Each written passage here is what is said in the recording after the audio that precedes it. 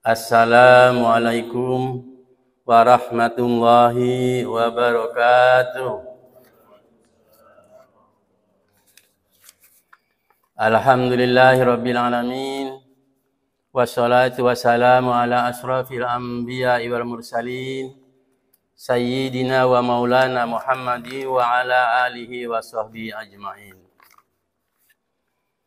Rabbi israh li sadri wa yassir li amri. Wahlul 'uqdatam min lisani yafqahu qawli. Qala Allah Ta'ala fi kitabil karim. A'udzu billahi minasy syaithanir rajim. Bismillahirrahmanirrahim. Wa ma umiru illa liya'budullaha mukhlishina lahuddin. Hunafa'a wa yuqimus salata wa yu'tuz zakata wa dzalika dinul qayyimah. Shadaqallahu azim.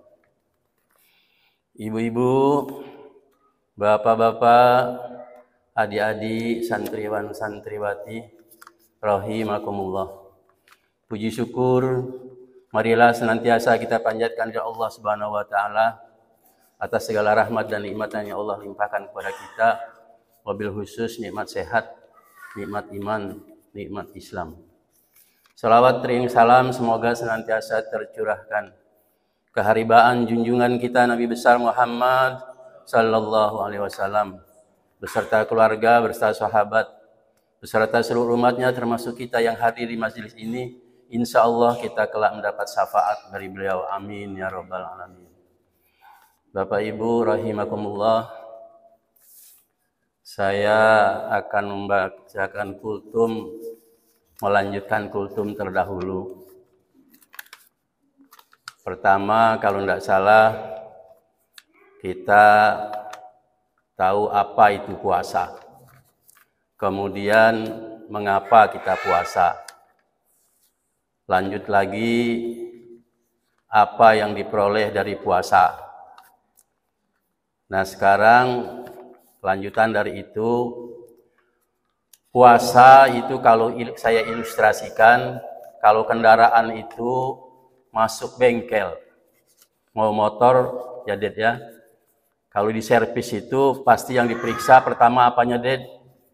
Yang diperiksa remnya yang diperiksa, karena walaupun kendaraan itu bagus nggak ada rem ya insya Allah. Nah kemudian untuk kita sasaran utamanya adalah hati. Yang diservis itu hati. Menurut para ulama, di dalam hati manusia ada suatu singgasana yang ditempati oleh ikhlas. Nah, jadi beda dengan bengkel tadi. Kalau bengkel, oli diganti, rem diperiksa, rantai diperiksa, gear diperiksa, banyak yang diperiksa. Kalau puasa ini yang diservis cukup satu, hati. Jadi kalau sentralnya sudah bagus, nanti semua jadi bagus. Nah, kemudian perilaku apa yang disasar dalam puasa? Yang disasar adalah ikhlas. Ikhlas kita tahu semua sudah apa makna ikhlas. Ikhlas itu adalah melakukan sesuatu hanya karena Allah, tidak lain. Jadi kalau boleh dikatakan bahwa ikhlas itu merupakan ruhnya amal. Jadi kalau kita beramal tanpa ruh ya mubazir. Ikhlas itu merupakan kegiatan hati yang hanya Allah dan kita yang tahu. Malaikat aja nggak tahu bahwa kita sedang ikhlas apa enggak. Lawan ikhlas riya. Jadi kalau ikhlas tuh dipuji, dicaci sama aja, tidak masalah. Lain dengan orang riya, kebalikannya. Kemudian orang yang punya sifat ikhlas itu disebut mukhlisin, mukhlis. Di atas mukhlis ada lagi mukhlas. Bahkan katanya kalau orang sudah punya sifat mukhlas, iblis saja bersumpah tidak sanggup menggoda. Coba bayangkan.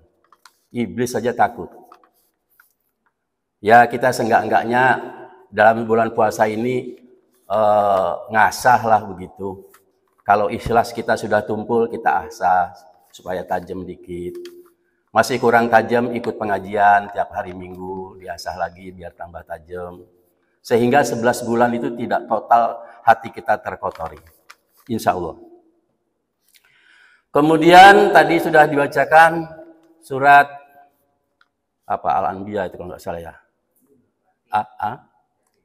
Bukan. Artinya padahal mereka tidak diperintahkan melainkan hanya untuk menyembah Allah dengan ikhlas. Wa ma umiru illa liya'budullaha mukhlishina lahuddin hunafa'a wa yuqimus sholata wa yu'tuz zakata wa zalika dinul qayyimah. Surat apa itu, Pak Adi? Hah? Bukan. Ya udah. Ini kalau muridnya banyak lupa, gurunya pacak bohong ini. Itu. Lanjut kita ya. Al-Bainah betul. Ya, lam yakunil ladzina kafaru dan seterusnya dan seterusnya. Gitu. Ini karena saya dicontohi oleh Pak Hadi punya cerita-cerita yang inspiratif. Jadi saya ngikut-ngikutan lah. Saya punya cerita inspiratif tentang ikhlas. Ada seorang kakek-kakek sudah umur 60 tahun. Dia sedang menanam anggur. Seiring dengan itu lewatlah sang raja di kerajaan itu.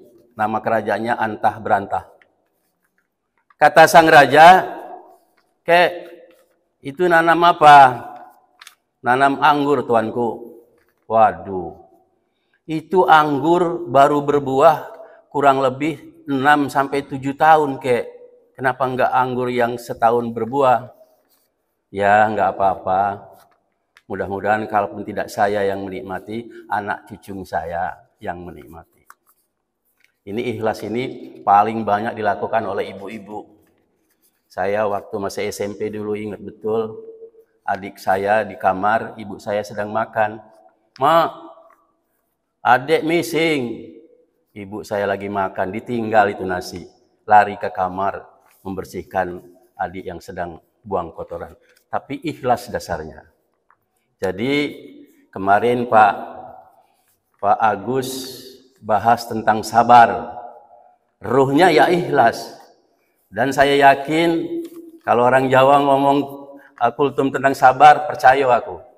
Tapi kalau orang Palembang, kultumnya sabar, alah pacak ngomong baik. Kira-kira begitu. Nah, saya lanjutkan cerita tadi.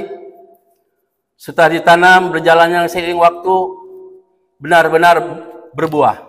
Tapi sesudah 8 tahun, 7 tahun baru belajar berbuah. Teman saya nanam durian 12 tahun baru berbuah. Apalagi duku, lebih lama lagi. Itu. Berbuah, ngagung, banyak. Dia teringat dengan sang raja. Dipetiklah buah anggur yang ranum-ranum, yang bagus-bagus, kurang lebih 1 keranjang. Dikirimkanlah kepada sang raja. Bertemu dengan sang raja, "Assalamualaikum." "Waalaikumsalam." "Ya Raja." "Hai, apa kabar Pak Tani?" "Kabar baik Pak Raja." "Ada apa?" "Ini saya bawa oleh-oleh sedikit di samping silaturahmi." "Apa?" "Anggur yang dulu saya tanam." "Alhamdulillah." Bahkan artinya si kakek masih hidup. Nah, singkat cerita, balik dulu Kek, jangan balik dulu. "Ada apa Tuan Raja?" "Nih, kakek kau hitung ada berapa biji anggur yang kau bawa ini. 1 keranjang, bayangin. 2 kilo duku berapa biji itu banyak niat. Itu 1 keranjang. Setiap 1 butir anggur dibayar, dia balas dengan 1 keping uang dinar emas. Bayangkan dinar emas itu kurang lebih 3 gram itu. 3 gram sekarang emas berapa ini ibu-ibu yang pacak? Kurang lebih 1 juta lah ya. Berarti 3 juta. Sebutir 3 juta dibayar. Viral.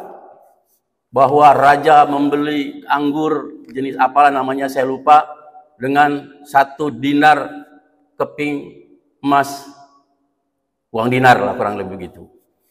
Wah, seluruh petani anggur berduyun-duyun. Datang pertama bawa semua. tapi di situ dasarnya sudah tidak ikhlas. Ya dibeli oleh raja, tapi sekilo 7,5, 2 kilo 15.000. Begitu jauhnya nilai ikhlas dengan tidak ikhlas.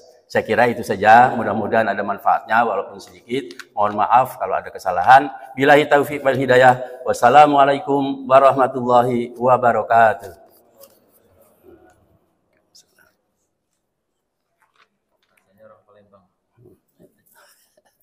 Raja Sriwijaya.